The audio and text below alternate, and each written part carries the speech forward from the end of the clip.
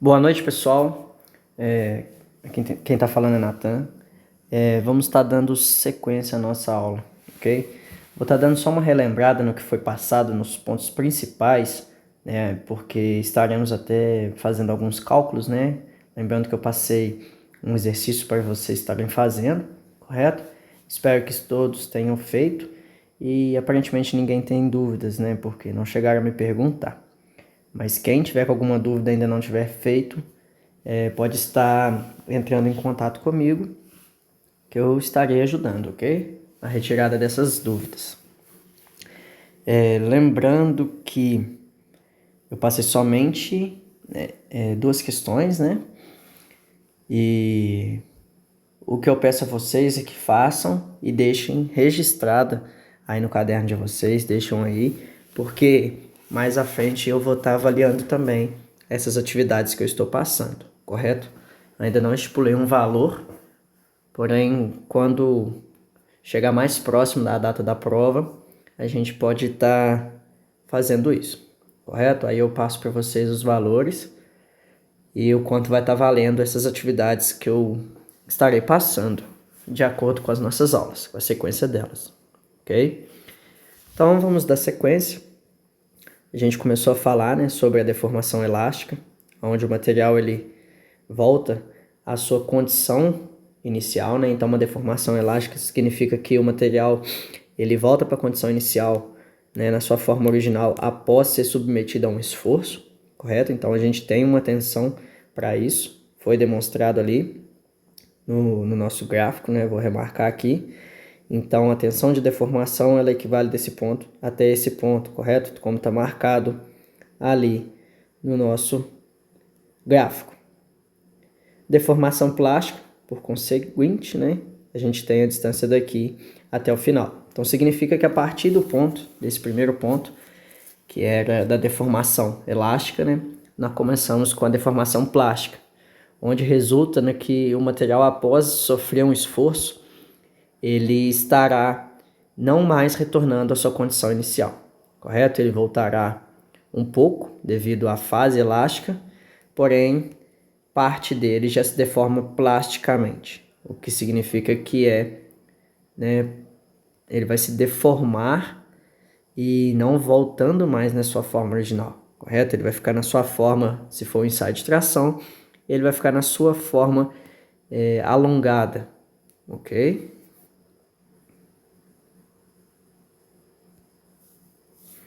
Limite elástico. Então, o limite elástico, né, é o final da nossa fase elástica, que no qual está subindo o pico aí no nosso deformação elástica, correto? Simbolizado ali pelo ponto A. Então, nesse caso aí, nós temos o limite elástico. Então, quando cruzamos os pontos A na linha, né, a linha vertical, que é a linha de tensão, que está Newton por milímetro quadrado, nós teremos o valor de tensão para esse limite elástico, correto? Escoamento. Então, nada mais é que é o início da fase plástica, correto? Onde o material ele deforma-se de forma permanente, o que significa que ele não mais vai voltar à sua forma original. Esse escoamento ele vai se caracterizar no aumento de carga num ponto específico. Então, na mesma carga, no mesmo ponto, a gente só vai ter deformação no nosso gráfico, correto? Então, a deformação plástica, como podemos ver, é essa parte aí que, digamos, é tipo um batimento cardíaco, né? Onde ele começa a se variar a sua medida de tensão. Porém, nós podemos analisar e dizer que a tensão no escoamento, ela se mantém. E a gente só tem deformação, correto? E nesse ponto, nós estamos já iniciando a deformação plástica. Tensão de escoamento, né, nada mais é que é o valor de tensão no qual está acontecendo o escoamento. Ele é bem próximo, né, do limite elástico, correto? Então o limite elástico vai ser um pouco abaixo que a tensão de escoamento, aonde nós vamos identificar, né, através do ponto mais alto da nossa deformação elástica, é o início da nossa tensão de escoamento, ok? Então, lembrando que o limite elástico, ele é um ponto, correto? Ele é marcado no gráfico por um ponto que é o pico mais alto. E o escoamento é aonde a gente tem a tensão de forma constante e somente a deformação na peça. E a gente tem a tensão de escoamento, que é o valor que aconteceu esse escoamento na peça, correto? Módulo de elasticidade é a medida que o material ele se torna rígido, né? E quanto maior for o módulo, que significa o quê? Quanto maior for a tensão, menor será a sua deformação elástica. Então, a aplicação de uma tensão mais rígida será o material. O que podemos dizer, né? Nisso aí foi a nossa atividade no qual passamos, onde a gente consegue encontrar o módulo de elasticidade do material, certo? A fórmula nada mais é que o módulo de elasticidade é igual a tensão dividido pela deformação. Podemos encontrar aí, ok? Se invertermos o módulo de elasticidade com a deformação, poderemos encontrar também a deformação, ok? Ou ao contrário, né, nós podemos encontrar também a tensão em função do módulo de elasticidade multiplicado pela deformação, correto? Então, nisso aí a gente vai encontrar esse módulo de elasticidade, que resulta nessa aplicação, né, de tensão. O mais rígido será o material, correto? Aqui está alguns aspectos de corpos de prova, né, que nada mais é que a amostra do material no qual estamos submetendo ao ensaio de tração, e quando ela se rompe, o aspecto que ela fica, né, a forma como ela fica, que ela demonstra para nós, é essas formas aí, correto? Lembrando que nessa primeira imagem, nós temos ali o que a gente chama de empescoçamento, correto? Então, a gente tem uma diminuição gritante da seção do material. E será onde o material vai se romper, correto? Então, devemos estar notando esse tipo de acontecimento, porque em determinados materiais, e que por sinal os mais macios, podemos encontrar esse aspecto, né? E ver nitidamente acontecer essa experiência aí, correto? Tensão de resistência, então ela ocorre, né, um encruamento do material, que nada mais é que um endurecimento causado pela quebra dos grãos, né? Isso varia de material para material, correto? E isso está ligado à estrutura cristalina do material. Não significa que são materiais de cristais, ok? Quando a gente fala de estrutura cristalina, está ligado à molécula, às partes moleculares do material, correto?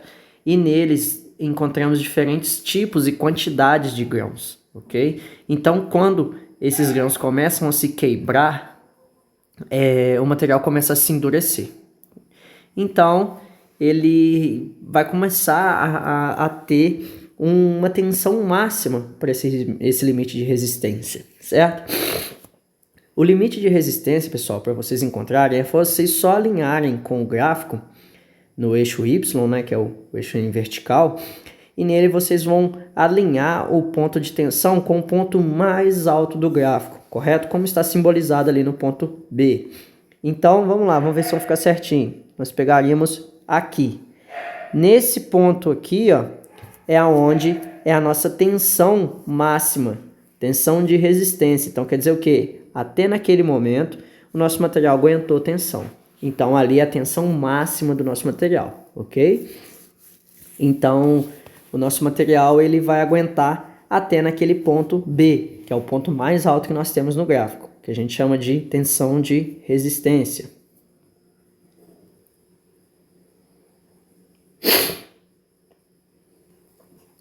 Tensão de ruptura, nada mais é que é o final do nosso gráfico, né, a parte abaixo da linha de resistência, onde a gente tem uma tensão que foi aonde o material se rompeu, que nada mais é que o final da nossa curva.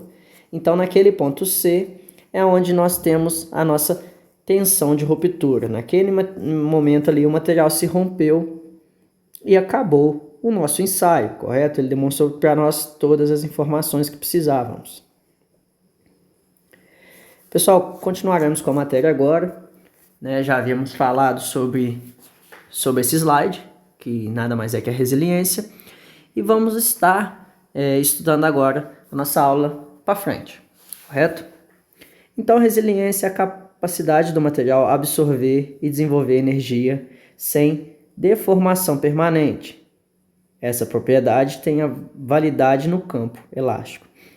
Então, pessoal, resiliência é a capacidade que esse material ele vai desenvolver energia, correto? Então, significa que nessa área, vocês podem ver que ela é em função de tensão e deformação.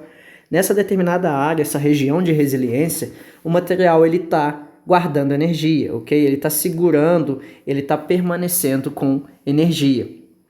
E isso aí somente acontece na fase elástica. Por quê? Porque quando soltarmos a nossa tensão, o material ele vai descarregar essa energia e voltar para a condição inicial, correto?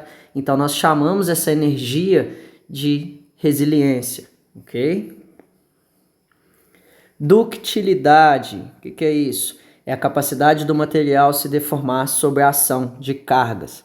É a capacidade que o material apresenta de se deformar-se plasticamente ou permanentemente antes de sua ruptura.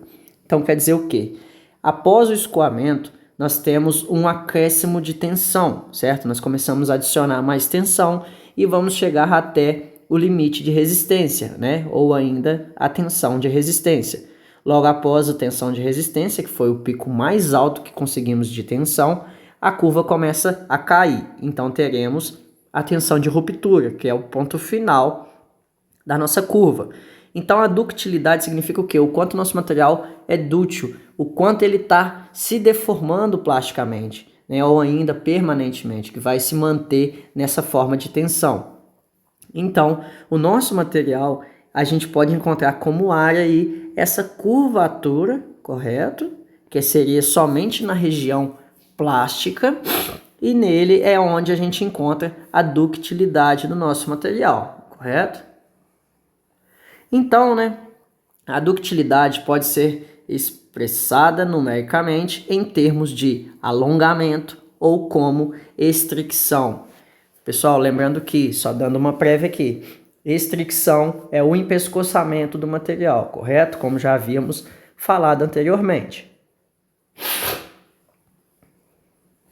Então, pessoal, o que é o alongamento, É a variação de comprimento do corpo de prova. Quanto maior o alongamento, mais dútil é o nosso material, ok? Então, está ligado à ductilidade dele. Então, significa, por exemplo, o nosso corpo de prova, antes de um ensaio de tração, ele vai ter um valor de medida, certo? Então, vamos lá. O nosso material tem 100 milímetros de comprimento. Esse é o nosso comprimento inicial, ok? Como está demonstrado aí na imagem, onde respeitamos uma norma, essa medida tem que ser antes dos raios, de encontro com um diâmetro maior. Então tem que ser somente onde o corpo mantém-se na mesma forma cilíndrica, ok? No mesmo diâmetro. E aí nós começamos a impor resistência ao material, Começamos a impor tensão, colocar ação sobre ele e começar a puxá-lo, correto? Então o corpo de prova ele vai se alongar, ele vai crescer, ok? Então no final do nosso ensaio nós teremos uma medida que é maior que a nossa medida inicial. Que significa o quê? Que o material se deformou plasticamente. Nesse ponto, o material ele somente vai ter deformação plástica. A forma elástica dele já se foi, correto? Ele só tem o que a gente chama de deformação plástica, onde ele se permaneceu com essa deformação, correto? E aí, pessoal, a gente tem o cálculo de alongamento, que nada mais é que é o comprimento final, ok? Após o ensaio, nós teremos que medir a peça, ver qual foi o comprimento final dela. Então, nós temos comprimento final menos o comprimento inicial dividido pelo comprimento inicial, ok? É muito simples essa forma, né? Vamos estar entrando com algumas atividades em cima dessa forma. Mas nada mais é que dentro de parênteses, então significa que temos que fazer em ordem, ok, pessoal? Então, nós vamos ter comprimento final menos comprimento inicial dividido pelo comprimento inicial. Isso vezes 100. Por que vezes 100? Porque o alongamento ele é demonstrado de forma em percentual. Significa o quê? Em porcentagem. Significa que o alongamento do material foi feito através de tantos por cento. Por exemplo, nosso material tinha 100 milímetros e ele, na sua forma final, ele alongou para 120. Então, seria 120 menos 100, correto? Ficaria 20 dividido por 100. Aí ficaria 2 vezes 100. Não, pessoal, desculpa. Vamos anotar aqui que fazendo de cabeça não sai, né? Eu estou falando aqui. Então, olha só. Nós temos aí que o comprimento inicial do final do nosso material foi 120, ok? E o comprimento inicial dele foi 100. Então, 120 menos 100 vai ser 20, correto? Dividido pela condição inicial, que é o quê? 100. Então, quando dividimos 20 por 100, nós teremos 0,2, ok? Esse 0,2 nós vamos multiplicar por 100, que a gente vai ter a nossa resposta em percentual, que nada mais é 20. 20 o quê? 20%. Então, significa que o nosso material ele se alongou 20% nesse ensaio de tração, correto? Então, é assim que é feito as nossas cálculos de alongamento, correto? Estaremos passando algumas atividades, lembrando que é o nosso segundo cálculo, hein, pessoal? Vamos pegar firme porque são vários cálculos que nós temos nessa matéria e muitos cálculos interessantes. Então, eu nem vou passar mais cálculos nessa aula de hoje, correto? E estaremos entrando agora na questão do cálculo de alongamento. Então, o primeiro foi o módulo de elasticidade, correto? Onde fizemos. E agora vai ser o alongamento do material, que vocês podem ver que é uma forma muito simples, onde a gente tem um alongamento em forma percentual, correto? Então, a resposta nossa já vai ser dada em porcentos. Então, lembrando, comprimento final menos o comprimento inicial dividido pelo comprimento inicial. Por exemplo, vamos lá, o comprimento final da nossa peça foi 150 milímetros e o comprimento inicial dela era de 100. Então, nós temos 150 menos 100 dividido por 100. 150 menos 100 sobra 50, dividido por 100, 0,5. 0,5 vezes 100, 50%. Então, nós tivemos um alongamento desse material de 50%. Ok, pessoal? Espero que tenha ficado bem claro para vocês. Olha só, essa parte de fricção eu estarei deixando para a próxima aula, porque ela é bem interessante. É um caso bem específicos dos aços, correto? Eu particularmente gosto muito dos metálicos, né, dos materiais metálicos, e podemos ver claramente esse tipo de reação do material, que a gente chama de fricção. E ele também é calculado, certo? E podemos falar que todo material vai ter isso. Alguns mais notórios, outros não, né? Não vamos ver com tanta clareza. Outros sim, quando o material já é de forma mais macia, nós conseguimos encontrar esse tipo de reação do material. Então, pessoal, essa é a nossa aula de hoje. Estarei passando algumas listas de atividade referente ao alongamento e continuaremos com a nossa próxima aula. Muito obrigado a todos. Qualquer dúvida é só me chamar.